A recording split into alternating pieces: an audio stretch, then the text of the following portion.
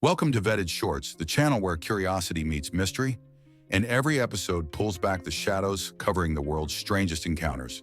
Today, we're plunging into the fog-shrouded hills of West Virginia to dissect one of the most chilling and controversial alien dossiers in cryptid lore, the Flatwoods Monster. Part UFO alien, part cryptid terror, the Flatwoods Monster has haunted imaginations for more than 70 years. And its story is just as startling and ambiguous now as it was on that fateful autumn night in 1952.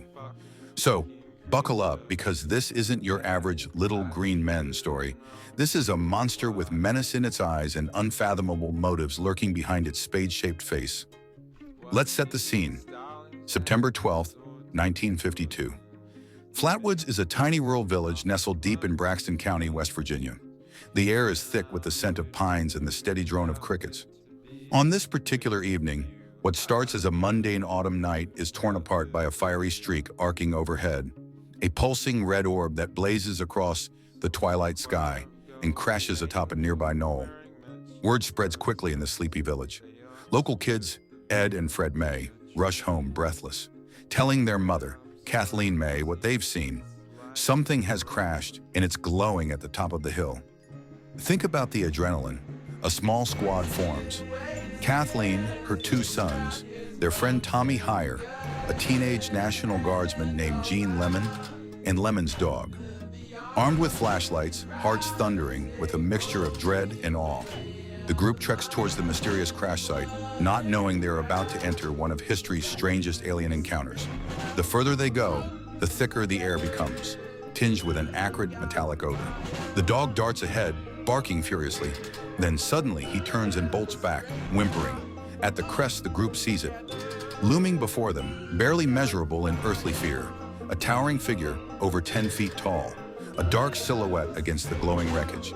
Its most chilling features: a spade-shaped head, radiant eyes that pierce the dark like twin embers, and a body encased in what some would describe as a metallic, robotic-like suit.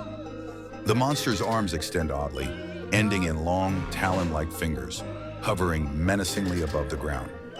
Let's pause. Imagine seeing this. Forget horror movies and haunted house jump scares. This is Mother Nature's own movie, mixed with science fiction, right there on a West Virginia hilltop. The figure emits a hiss or a mechanical wheeze before what seems like a glowing mist begins to waft around it, and everyone's panic boils over. The witnesses bolt. Some are vomiting from the smell and the sheer shock. Gene Lemon collapses by the roadside, convulsed by terror and nausea. Later that night, authorities investigate, but the only remaining traces are a few smoldering marks on the earth and the smell lingering in the air. What exactly did the Flatwoods group see? The legend was born that night, and it's never died. In the aftermath, journalists, UFO investigators, and skeptics alike have tried to piece together what really happened. But here's the kicker. Every theory seems to raise more questions than answers. Let's break down the creature's physical and behavioral archetype. The Flatwoods Monster, sometimes known as the Braxton County Monster or the Phantom of Flatwoods, fits the cryptid-type alien mold, an entity that combines unknown biology with anomalous phenomena. Think less gray alien stereotype and more raw, otherworldly terror. Standing around 10 feet tall, described at times as towering or even hovering, this being's most haunting trait is its spade-shaped head, which some describe as a helmet or even a hooded cloak. Its eyes, or portholes, glow with an almost furnace-like intensity. Witnesses variously describe the body as metallic, draped like a skirt, or armored with folds, possibly indicating machinery or synthetic material. But its behavior is equally chilling. It makes no effort to communicate. Its presence is accompanied by physical symptoms: nausea, vertigo, burning throats. It hisses or emits a gas or miss, perhaps as defense, perhaps as warning. All of these clues suggest something more than a mere animal, something possibly malevolent, certainly unearthly. And here's where things take a twist. While skeptics have tried to explain the apparition as a barn owl reflecting flashlight beams, or a strange amalgamation of local wildlife and airborne hysteria, these explanations rarely satisfy the details: the size, the metallic sheen, and most notably, the shared physical symptoms. Let's step into the forensics. Investigators noted that many who got close to the site developed scratchy throats, stomach sickness, and conjunctivitis. These symptoms persisted for days, way beyond typical panic. Some have pointed to the possibility of environmental contamination. Perhaps the creature or its ship was leaking some kind of caustic chemical. And then there's motive. Why did it appear so briefly? Why didn't it attack? Why, for that matter, was it there? This is where witness speculation and folklore takes root. Some say it was a scout collecting data, perhaps surveying Earth for a more advanced intelligence. Others point to the malevolent impression it gave, not through action, but through the unrelenting sense of threat it radiated. Let's talk about the immediate aftermath. Law enforcement officers, school teachers, and journalists descended on Flatwoods. The witnesses stuck to their stories, decades later, never wavering. The legend only grew. Strange, similar reports began surfacing throughout the 1950s in the Midwest, even as far as Pennsylvania and the Carolinas, always describing a tall, menacing, spade-headed figure trailing unexplained lights in the sky. It's easy to dismiss this as hysteria, but the consistency of the physical description, and especially the physiological symptoms, forced several prominent UFO researchers, like Gray Barker and Ivan Sanderson, to consider the possibility of a genuine encounter with something unknown. Here's a theory twist.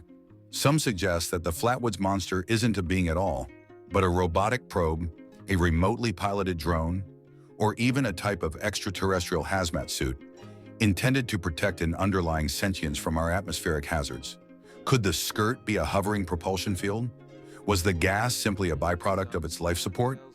Alternatively, folklorists see the monster as a classic case of a folkloric archetype colliding with Cold War paranoia. It's 1952, the world's gripped by fear of the unknown, flying saucers and red scares, but the raw terror and inexplicable details seem to transcend mere social anxieties. Fast forward to today, Flatwoods has embraced its infamy. The monster stars in local festivals, tourist memorabilia, and even video games. But the core case, stripped of its commercialization, remains unexplained. Local historians can recite the event by heart, and the original site still draws those hoping to catch a glimpse of the unknown. Let's pull apart two of the biggest competing theories. Is Flatwoods monster a bona fide alien cryptid, something sentient and possibly malevolent? Or is it a hyper-local legend born from panic and misinterpretation? The alien cryptid camp points to the details: the size, spade-shaped head, and physical symptoms. Could an owl, no matter how large, really induce persistent vomiting, irritated eyes, and lingering panic in battle-hardened locals? These details point towards a genuine encounter with an artifact or entity well outside human experience. But if it's a cryptid, why just one sighting, so vivid and so brief? This is where the otherworldly visitor hypothesis comes in. Maybe, just maybe, it was never meant to stay. Like a cosmic surveyor, it touched down, investigated, and left almost immediately. A first contact that went sideways, with a unique signature never seen before or since. On the other side, skeptics argue the entire event was a perfect storm. A meteor or satellite crash, a frightened barn owl, shadows from pine branches, and panicked townsfolk. Our brains are pattern seekers, sometimes seeing monsters where there's merely monotony. But the story doesn't end here. Let's dig into some lesser-known twists. Days after the monster sighting, several mysterious government men visited Flatwoods. The witnesses described these strangers as stern, urgent, well-dressed, warning the townspeople to forget what they saw. Classic men in black behavior. Coincidence or conspiracy? And then there's the ecological mystery. Local wildlife avoided the crash site for weeks. Old-timers spoke of vanished animals, sick livestock, even patches of scorched earth that never recovered. The silence on the hill was as unsettling as any sighting, a lingering contamination or a warning. Testimony from other regional encounters sometimes describes similar figures, always accompanied by noxious fumes, strange lights, and brief, terrifying appearances.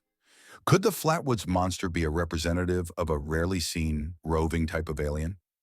Or multiple probes tasked with field missions on behalf of a mysterious overlord species?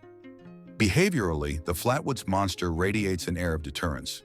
It never attacked, but its mere presence, the way it induced fear and symptoms, is almost like a biological firewall.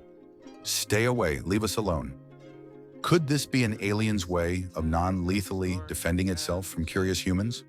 And we can't ignore the phenomenon's aftermath in pop culture.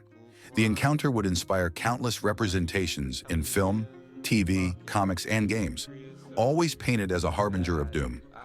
Why does this specific shape, a spade head, glowing eyes, tap into such primal fear? Is there a collective memory, ancient and buried, of creatures with spade-shaped faces haunting humankind's perception of danger? The Flatwoods monster manages to stand apart. Neither the delicate gray of Roswell, nor the hairy brute of the Bigfoot legend. It's alien, yes, but overtly menacing, a cosmic stranger whose visit is accompanied by a message, not in words, but in overwhelming dread.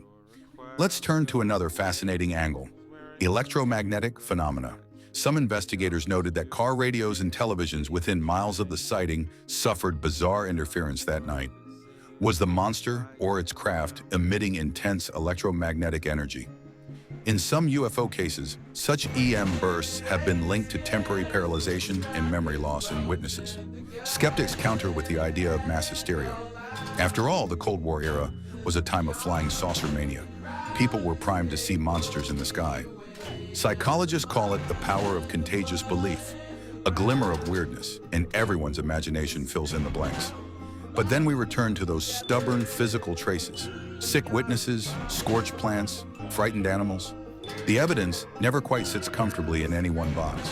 Maybe that's the Flatwoods monster's real genius, leaving just enough behind to haunt memory, but never enough to explain. In some ways, the Flatwoods monster sums up the cryptid-type alien archetype better than any other single case. It's an intruder at the edge of human understanding. Not trying to make friends, not here to conquer, but terrifyingly other, a phenomenon that leaves us with more questions than answers. As the years have passed, the legend hasn't faded. If anything, it's grown. Paranormal investigators make pilgrimages to Flatwoods. TV shows devote entire episodes to recreating the event. And every so often, a new witness emerges. I saw something that night too moment, which reignites the debate. So what do we make of it all? The Flatwoods monster remains simultaneously impossible to dismiss and impossible to confirm. An alien cryptid with a malevolent edge. A rural legend, born of panic and meteor trails. Or perhaps a carefully choreographed visitor, staying just long enough for us to peer into the abyss. Before we wrap up, here's a twist you may not have heard. In the years that followed, some UFO researchers started connecting seemingly unrelated cases to Flatwoods. Reports of luminous, toxic emitting beings in rural areas spiked in the mid-50s. The implication? The monster was maybe not the only one. And there are still unconfirmed whispered legends of something in the woods around Braxton County, dark shapes, sudden chills, inexplicable bouts of nausea even today. The line between reality and myth stretches, blurs, and grows ever stranger. So, was the Flatwoods monster an alien observer, a misunderstood animal, a mass hallucination, or a cosmic warning shot? It's a question that's never been answered, and maybe that's the point. Some mysteries aren't meant to be solved. They're signal flares, reminders that the universe is bigger, weirder, and maybe more dangerous than we like to believe. Thank you for joining me here on Vetted Shorts for this deep dive into the Flatwoods monster case. The legend endures because it sits right at the crossroads of alien and cryptid, science and superstition. But what do you think? Was Flatwoods monster a cryptid from another world, a product of Cold War hysteria, or something else entirely? Would you dare to trek up that hill at night? Let me know your theory in the comments below. And don't forget to hit like and subscribe and ring that bell so you never miss our next dossier on the world's most mysterious visitors.